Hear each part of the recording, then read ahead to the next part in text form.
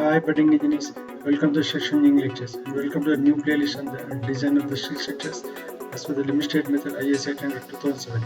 In today's class, we shall see the introduction of flexural members, beams, laterally supported beams and laterally unsupported beams, the codal provisions as well as the design strength in bending. Right? In the previous class, you have seen the design of gusseted braces, design of column bases with bolted connections like this, a few solved problems, as well as the design of column bases, gusseted braces with welded connections, a few solved problems like this. I hope you enjoyed the discussions there. Then you click like, share, subscribe to our YouTube channel. Let's see the brief profile of the speaker. That is I, Dr. D. Rupesh Kumar, obtained my BTech in Civil Engineering from Nagarjuna University in 1994, MTech Structural Engineering from JNTU Hyderabad in 2000, and PhD Structural Engineering from JNTU Hyderabad in 2009.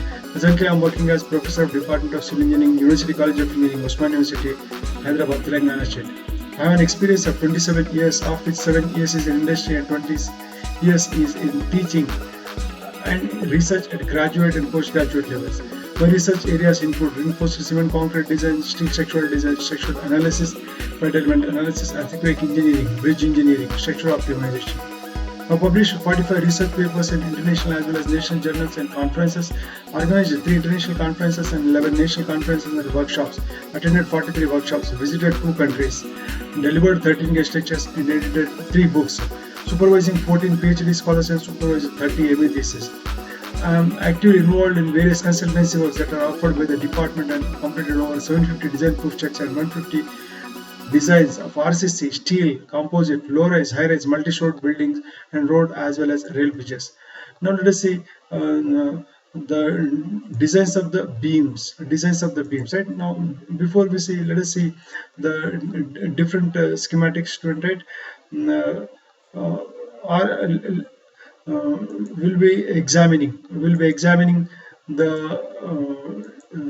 different schematics like this, right? This is how what now I'm showing is a photograph of a building wherein it consists of both laterally supported as well as laterally unsupported beams. Right now, if I examine this longitudinal beam, which is supported by the secondary beams, is what called laterally supported beam, whereas these cross girders or these cross beams are laterally unsupported because there is no support as of now. Right?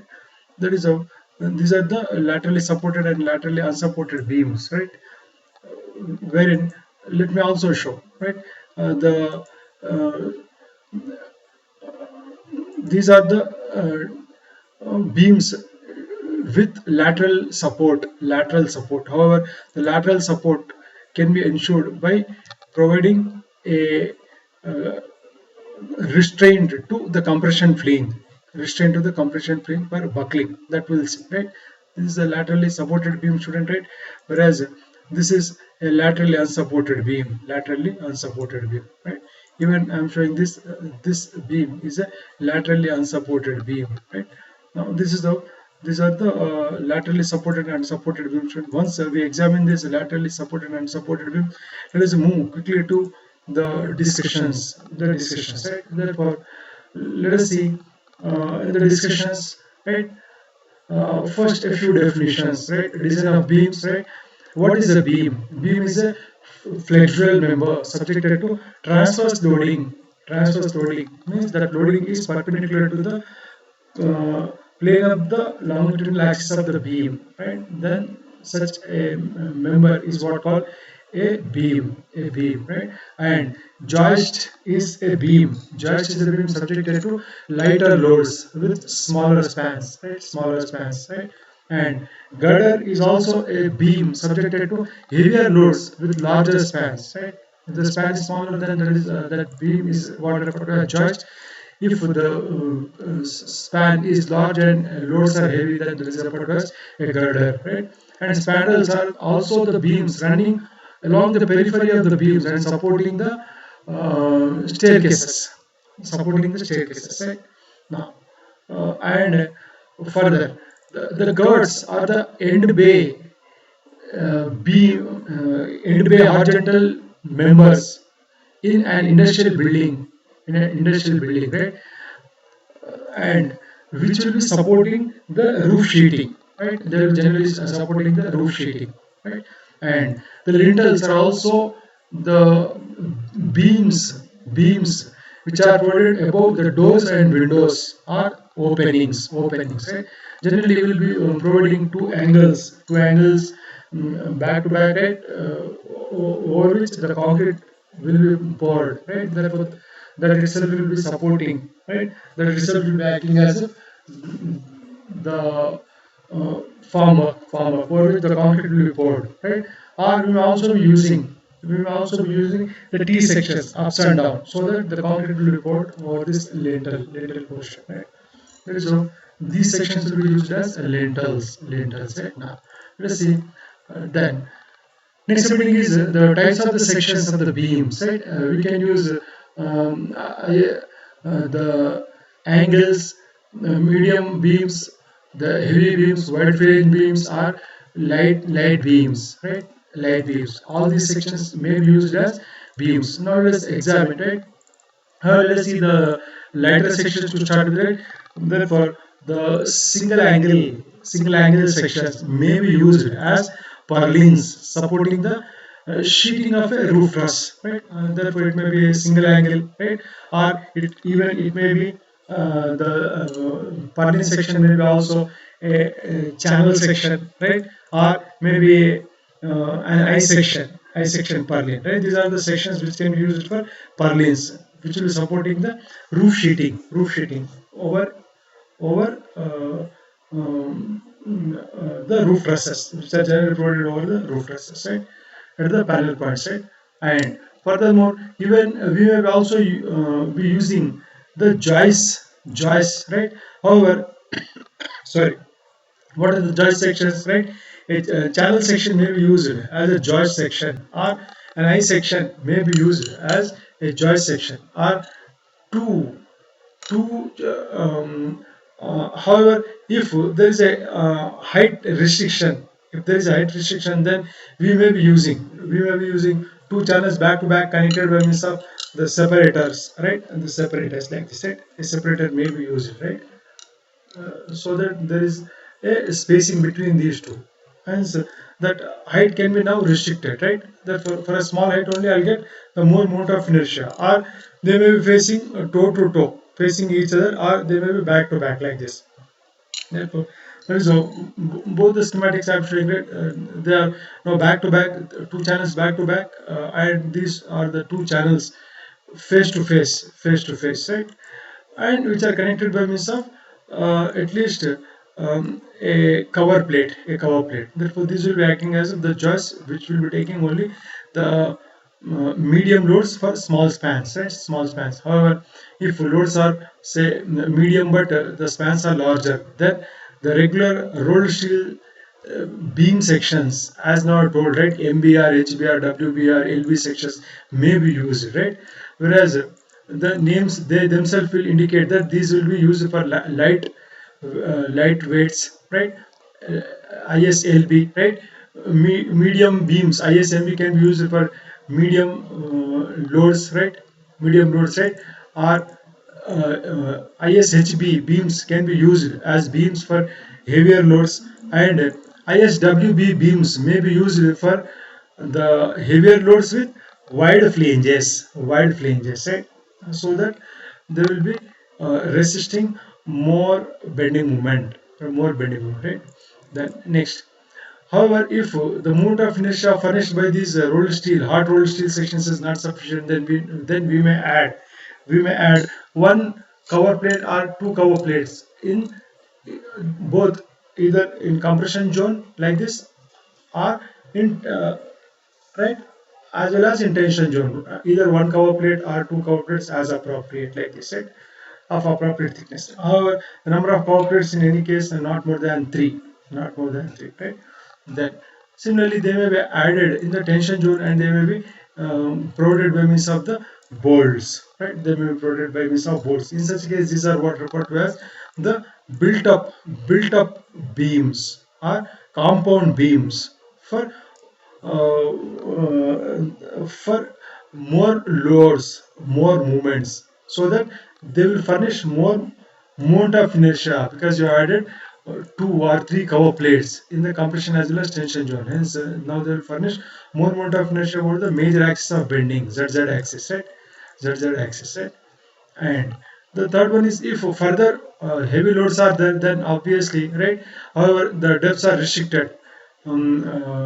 As per the Indian standards, at maximum, ISWB 600 is the heaviest section, beyond which I cannot have any heaviest section student. Therefore, then if heavy loads are there, then heavy there large bending moments will be there and large shears will be there. In such case, we may be using the plated welded girder sections, right? That is how we will take the plates, right, the web, right, and also a plate, flange plate. Then we will be welding by means of the fillet weld on either side of this intersection of the flange with the web, intersection of the flange with the web, right? That is all, right?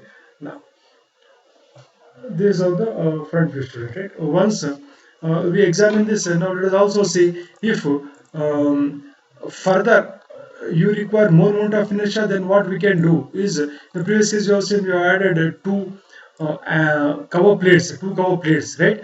Therefore, now I can do is that I'll take uh, a plate to which what now I'll do is I'll add, right, one and one more, right? Two angles I'll add in the compression zone. Compression zone. Then this compression zone will be like uh, looking like this, right? Therefore, that is how the uh, built up section looks like this, right? The built up section looks like this, right? Therefore, this is what called a girder section, right? Therefore, the same also we added in the tension zone also, which is connected by means of the bolts like this, right? Now, this is what called a bolted girder section, right? Bolted girder section. Whereas previously it was a welded girder section. Both will be taking the heavier loads. However, here two angles, right? Will be forming the flange part, and this is the plated web, right? And if you want further increase in the moment of inertia, now what we can do is that now you can add flange plate one flange plate, right? Even if it is not furnishing, then what you can do is you can add another flange plate like this, right? And therefore you can go on adding flange plates, right? Not more than three. Then it will furnish more and more moment of inertia about the horizontal axis or major axis, right? That is how the next section. Therefore, this is a built-up section with angles back to back as well as that of the plates, right? Two or three number of plates in the compression as well as tension zone, which are connected by means of the bolts, right? However, uh, we will also be having, right, these sections, right, wherein an I section will be provided with a channel section in the compression zone, right? This is how an I section student, right? Therefore, let us assume that this is an I section, right? In which in the compression zone we'll be putting the channel section like this. Therefore, here obviously the width of the compression compression flange will increase. Therefore, it now resists more loads coming onto the compression flange. Generally, these sections will be used as crane gantry girder sections because they require more uh, moment of inertia, one point, as well as even the cranes will be moving not only in the longitudinal direction but also in the lateral direction. Therefore, now because of that movement along the longitudinal direction, right, I require more moment of inertia as well as right, because of the movement of this crane along this transverse direction, right? Therefore, more area is required in the compression zone because this is how the compression zone, right, above the neutral axis, above the neutral axis. Therefore, due to the lateral load, this compression flange will try to buckle. Therefore, if I provide more compression flange area, therefore due to the lateral load, this buckling will be reduced in the case of crane gantry girders, right?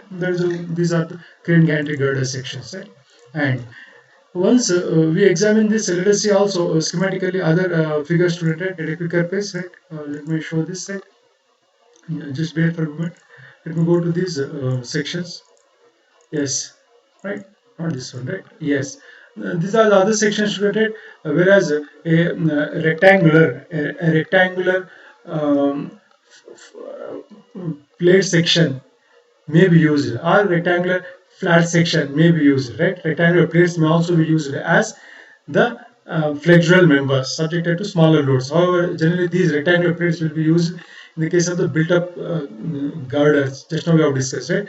Or these rolled steel I sections with normal I beam sections, right? This one as well as with wide flange will also used as the flexural members, right? However, if you want more and more moment of inertia, then just now I told that this is a plated welded girder section. When this is a web as well as this is a flange which is connected by means of the welds, fillet welds on either side, right? For smaller loads, we already discussed that a channel section may be used, right? This is what a built-up section where this can be used. This type of shape can be used for the crane gantry girders. However, if more moment of inertia is required, then what now I'll do is I'll take these two plates and I'll connect by means of one flange in the compression as well as in the tension zone, so that it forms a hollow box girder section. Therefore, now the moment of inertia about not only the x-axis increases but also about the minor axis, y-axis also increases. Therefore, these will carry heavy loads even for larger spans, right? For larger spans, right? And next, these are the composite beams where the I girder section is provided by means of the shear connectors which are studded to the compression flange, and over which the decking, roof decking, which is provided by means of metal decking, and concrete will be poured there, right? This is what called a composite beam, right? And this is an encased beam wherein the beam itself is embedded into a concrete, so that it avoids the buckling of the compression frame. Therefore, there is an advantage, right? And however, even if I take a regular I section beam, then if I just cut this into two parts like this along this line, and if I just reverse, right? If I just reverse, right, ups and down, then if I connect by means of the weld like this, right? Therefore, now what it forms a tapered I section, or tapered girder section, right? Tapered girder section where the width is varying by this much of small amount to a large width at the other end, so that wherever there is a more amount of inertia is required, there this much of heavy section can be provided, whereas where less amount of inertia is required, there the amount of inertia can be reduced. Therefore, this leads to the economy in the material, or effectively the entire material will be utilized to the fullest stress, right? To the design stresses, right?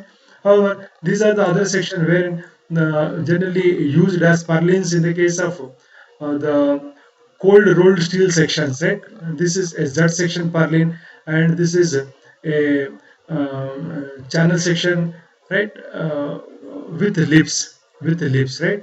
These are generally used as purlin sections, right? For further discussions, you may just go through our advanced shield design playlist on the designs of the uh,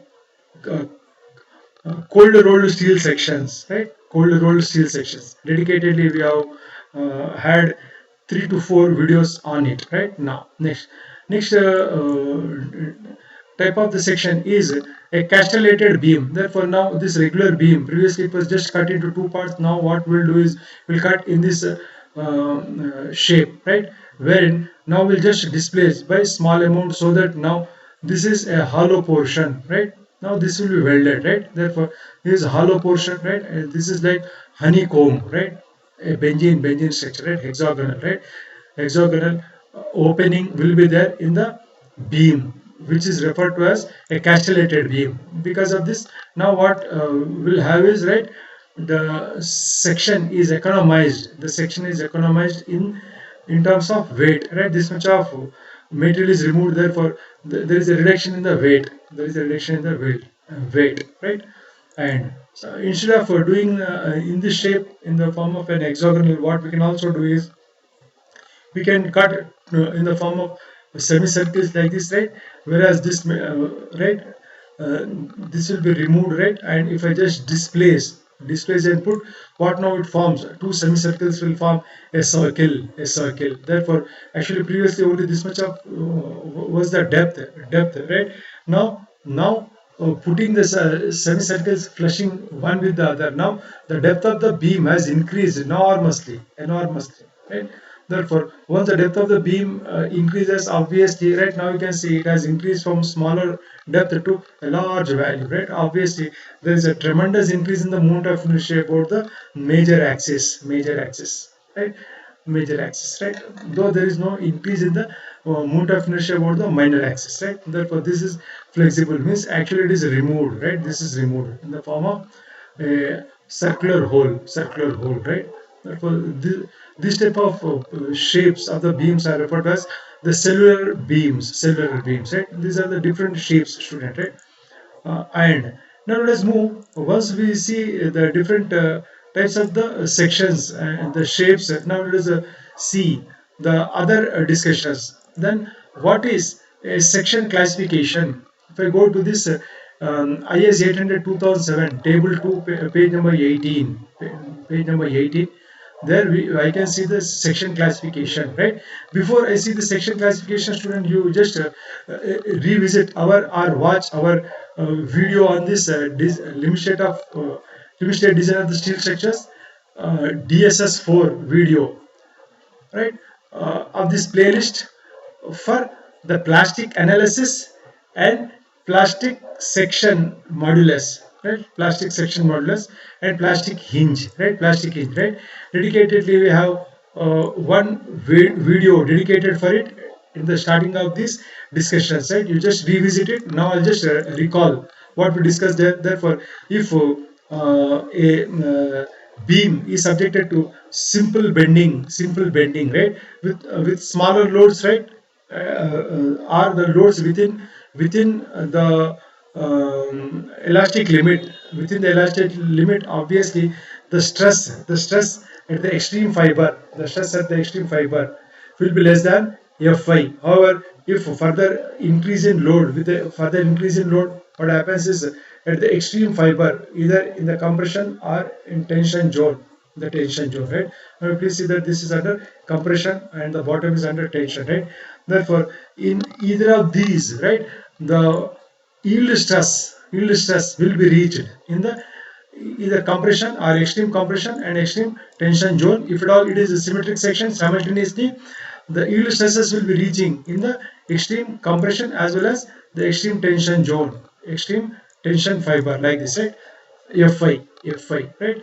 However, once the load increases beyond the elastic limit, then obviously this yielding will slowly penetrate towards the central core, right? That is a now many fibers will be yielding, right, with increasing load, obviously, right? Not only the extreme fibers but also the interior fibers abutting the exterior surfaces, right? Extreme ends will also be yielding, right, to some extent, right? That is almost it forms like a rectangle as well as a triangular distribution. Previously it was just purely a triangular distribution. Now you can see that, right, to some depth it is totally yield stress, right? Later onward, this last fiber is yield stress, but as I move towards the neutral axis, now it reaches zero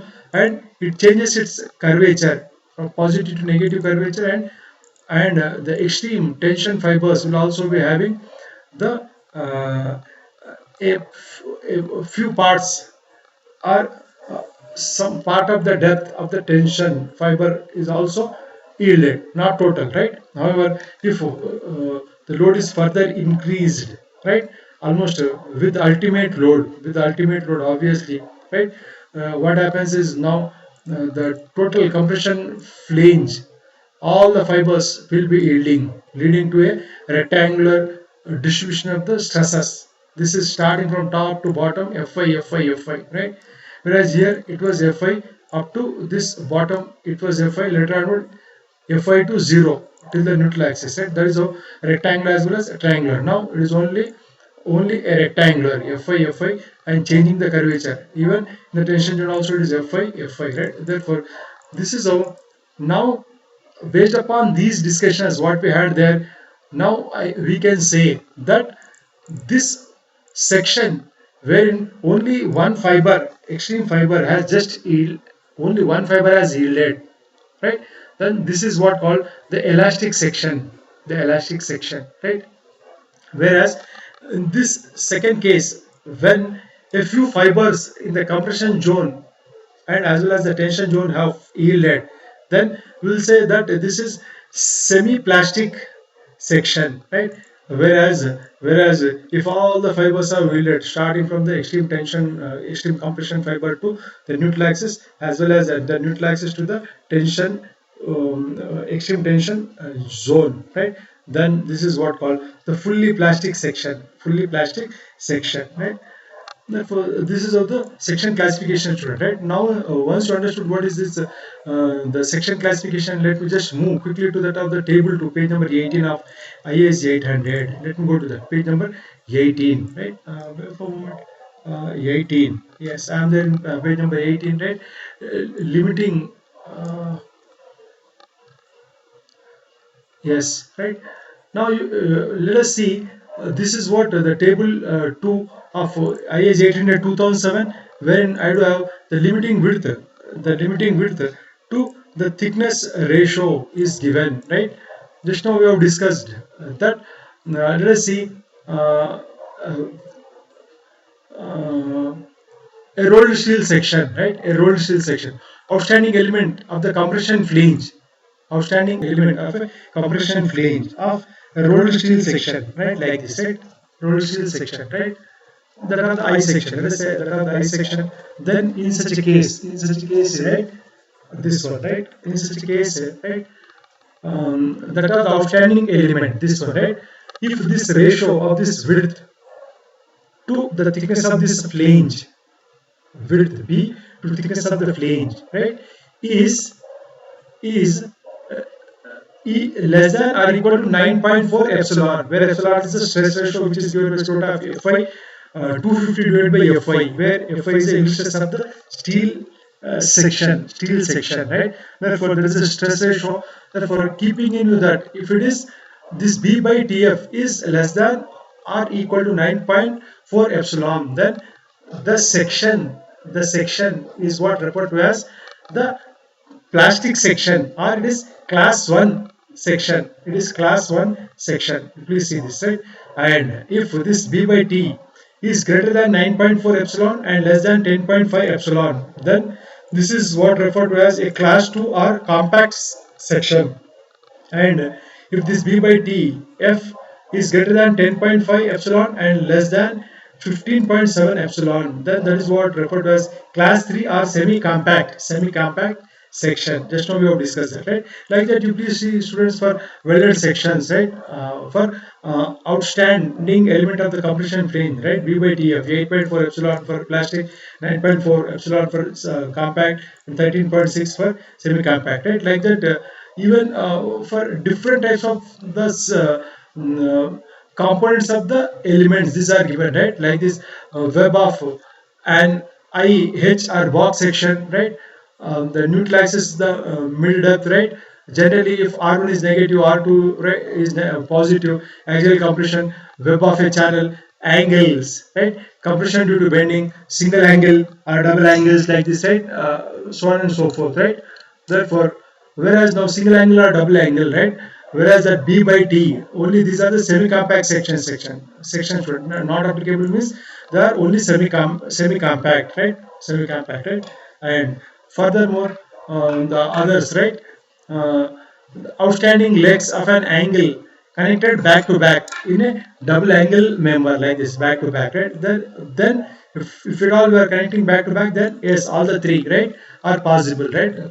Plastic, compact and semi-compact sections are possible, right? Not for single angle section, right? Like that, if the outstanding legs of an angle with its back in continuous contact with each other of the component, then what are these d by t ratios are given for all the three type of the classification, right? Stem of a t section, for that also d by tf, right? 8.4 epsilon, 9.4 epsilon, 18.9 epsilon, right? Like that, for circular hollow tube including the welded tube, right, subjected to movement, d by t is given. For axial compression, d by t is given, whereas for axial compression, this is only the last one is applicable, which is the semi-compact, right? Like this, you just refer back to this table for this discussion, right? Now once we see the classification, the section classification, now let us move quickly to the top, the lateral stability of the beams, right? Now let us see, this is how the beams, right, will be uh, bending due to the transverse loads like this, right? However, when they are bending, obviously all the beam sections, all the rolled steel sections will have the more moment of inertia about the major axis, or the major axis about the horizontal axis or ZZ axis, right?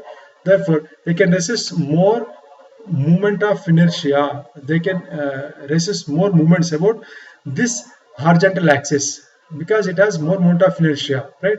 All the rolled steel sections, particularly beam sections, will have more moment of inertia about the ZZ axis compared to that of the less moment of inertia about the YY axis. Because of this, obviously, when they are subjected to the vertical loading,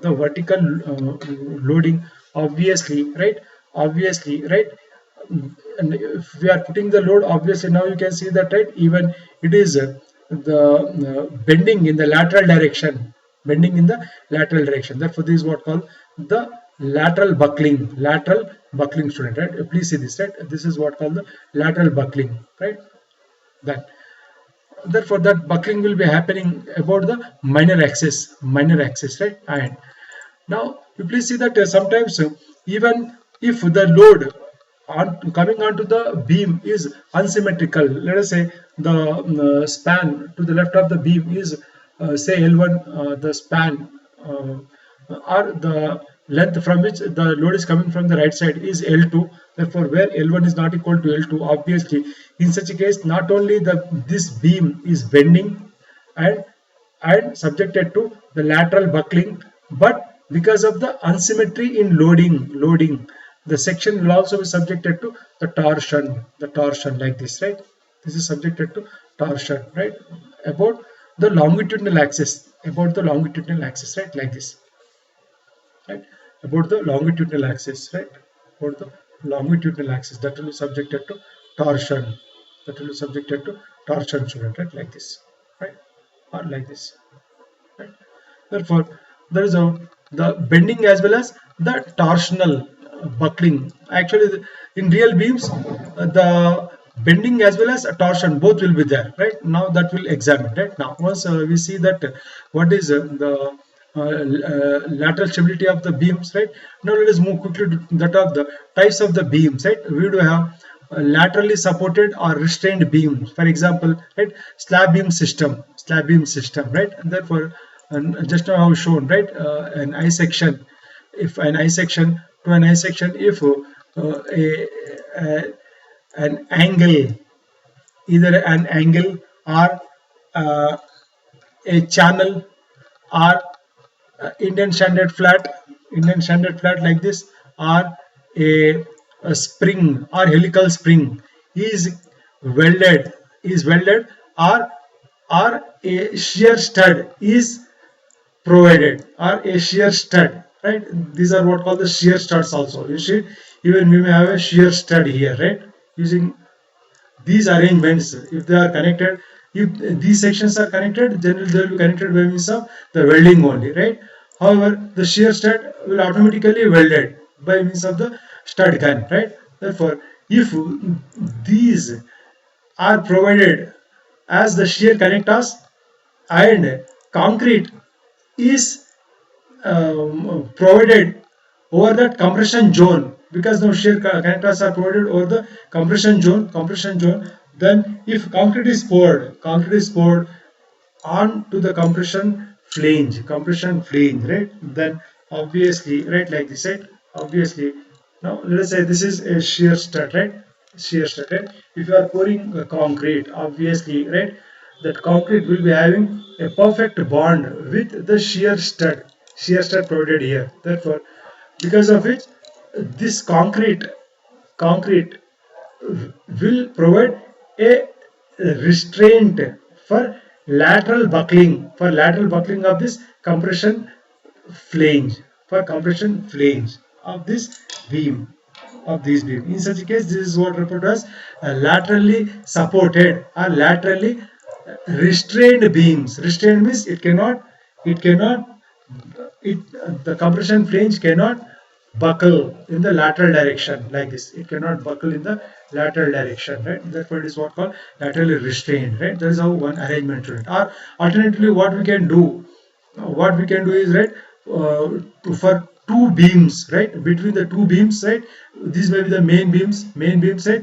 What I can do is that even I can provide a secondary beam, right. Now I'll show. Even in the starting I have shown, right. If the secondary beam is provided in the compression zone, please make a note, student, right. If it is provided in the compression zone of the main member, right, here for the main member, this is the compression zone. Therefore, connecting the compression zones, obviously now the lateral buckling of compression zone is avoided. Therefore, these are what called laterally supported or restrained beams, right, main beams, right. And even the sometimes, even if you don't want to provide the shear connectors in the compression zone, what we can do is, right, we can embed this compression flange into the concrete itself. This is the concrete within which the compression flange of the rolled steel I section is embedded like this, right. Therefore, in which case now the compression flange cannot bend, cannot buckle in the lateral direction. Therefore, it is laterally restrained. Or even let us say that these are the two main beams, right? Two main beams which are spaced apart by some bay width of that building, right? Therefore, in such a case, even if I are providing the bracing like this, right? The bracing connecting the flange, the compression flange like this, right? Connecting the compression flange of the main beam to the compression flange of another beam, right, like this, right. Therefore, if it is done, then obviously the compression flange will not buckle in the lateral direction like this. Therefore, here, right, this is what avoiding the buckling of the main beams in the lateral direction. These bracings are achieving that, hence this is what called the laterally supported beams, right. Or even if between two beams I have a rigid diaphragm means, let us say I am having a rigid plate like this between two two webs like this, right. Obviously, right, even that rigid diaphragm should be totally covering the compression zone. Then obviously the lateral buckling of compression flange is avoided. Therefore, in such case also we will refer that beam as laterally supported beam, right. And however, if none of these are none of these restraints are provided, then such beams are what referred to as laterally unsupported or unbraced beams, right. And now let me show, right. And there is a buckling of real beams, right?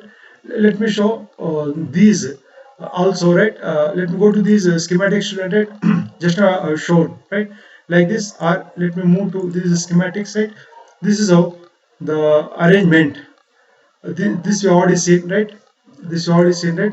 This is how a continuous lateral support may be provided to the compression flange, or sometimes the local lateral support restraint may be provided. Now in the compression zone, you please see that a secondary beam is coming and it is connected in the compression zone, so that now this compression flange cannot buckle, right? Therefore, the secondary beam, when it is connected in the compression zone, will provide lateral restraint to the compression flange. Lateral restraint to the compression flange. However, this is what called the local lateral support, whereas in the first case it is the continuous lateral support. This is much better than that of this local lateral support, right? Now, next one is these are the other ways and means of providing the lateral support to the beam. Right now we can see that a concrete slab can be provided, embedding the flange in the concrete itself, that I already told, right? Or we will also be providing the concreting by means of providing a shear stud here, right? Shear studs, right? So that this concrete will be having a perfect bearing with the shear stud, which is already welded to the compression flange. Obviously that compression flange cannot buckle in the lateral direction, right? Or what we can do is that here over the I section, right? Over the I section, the metal decking may be provided. But this is the metal decking which is already welded, to the compression flange, like this. It's already welded, right? Metal decking, right? Therefore, in such case, this compression flange cannot buckle, right?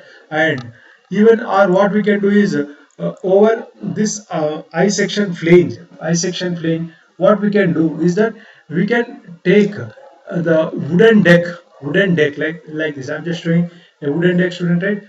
Which is provided by means of like this. Already the holes will be there. Therefore, I'll be just putting the wooden deck, and I'll be providing by means of the nails, right? Therefore, once I nail it, then obviously this compression flange cannot buckle, right? That is how the arrangement, right? Or alternatively, what I can also do is to this I section flange, right? Which is already provided at the bottom by means of a strut. Let us say this I flange is supporting a strut also, right?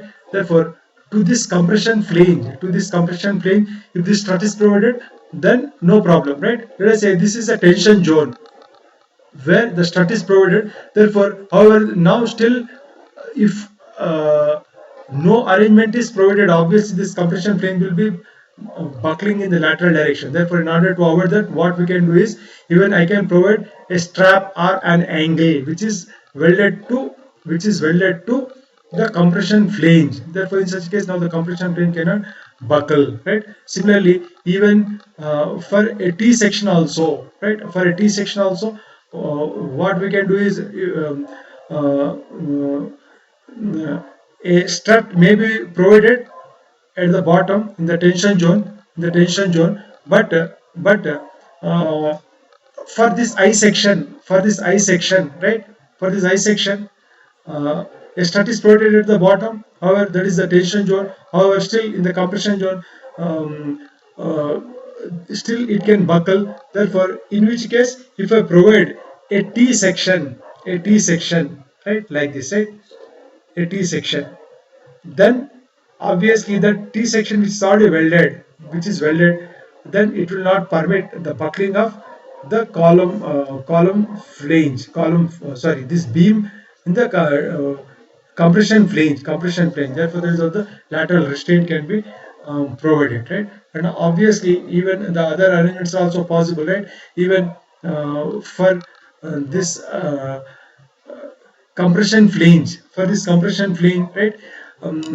If it is a girder, then or the principal rafter, right? Maybe this may be a principal rafter, right?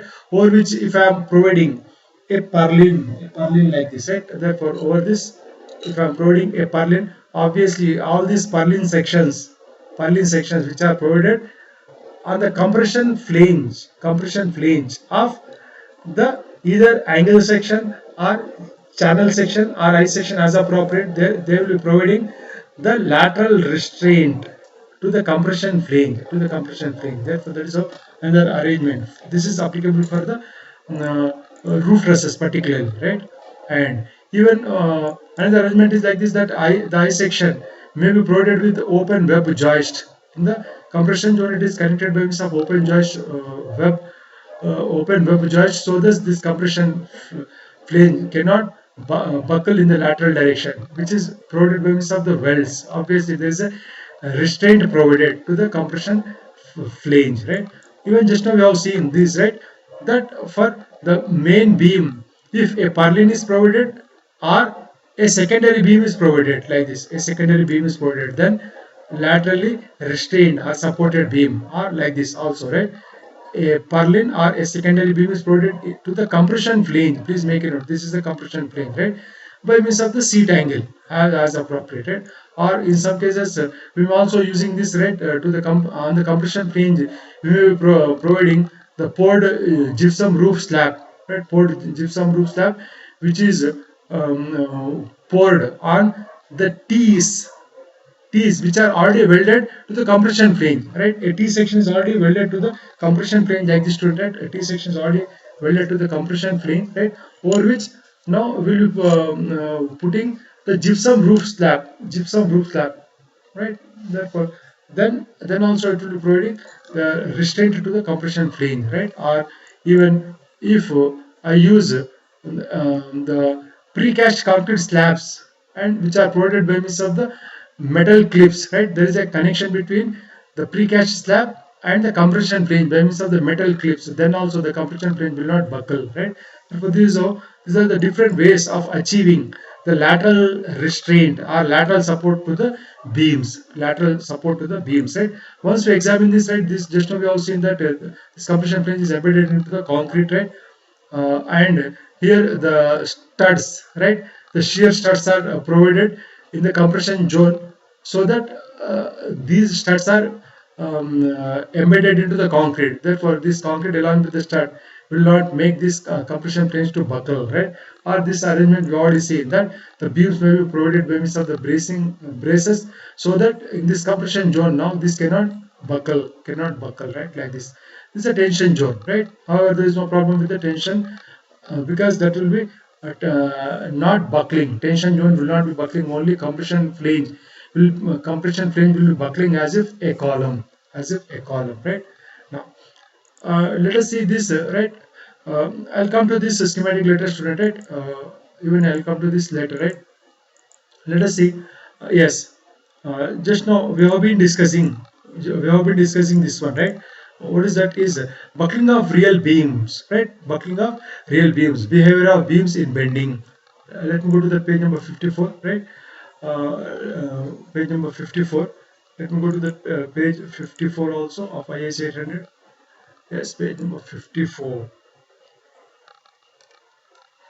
Therefore, now here you please see that laterally unsupported beam set, not this one, right?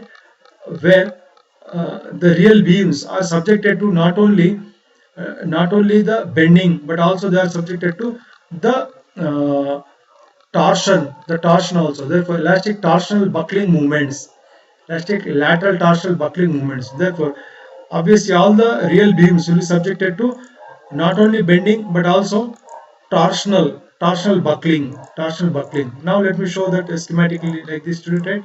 Therefore, now you please see that this beam, this I section beam, when subjected to the vertical loading, will be displacing in the downward direction, right? It is displacing, but you please see that this vertical axis, y axis, right, has now rotated by an amount of pi, This is the support. It is not rotating at the support, but at the central part, where it is free to bend more, right, in vertical direction as well as in the lateral direction,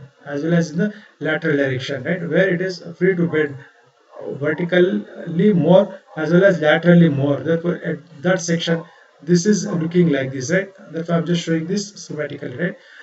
And schematically as well as this a 3D illustration analogy also, 3D illustration also, right, like this. Therefore, obviously, this beam is under the lateral buckling as well as the torsion. It is subjected to torsion also. Therefore, in such a case, how we need to design, that will examine. However, that then the elastic lateral buckling will be given by MCR, that will examine later, right? Now let us come back to the other discussion, student, right? The other discussions are like this. Is this we have seen the buckling of real beam. Just now we have seen, right, the beam due to bending and rotation, right? Both bending will be there as well as rotation will be there. That just now explained, right? Once we see these, now let us move quickly to the top, the designs of the laterally supported beams, right?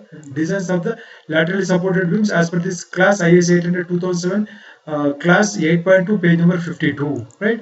Then we'll also move to the top, the laterally unsupported beams also at a quicker pace, right? Yes, student, right? I think we have covered almost all the topics, right?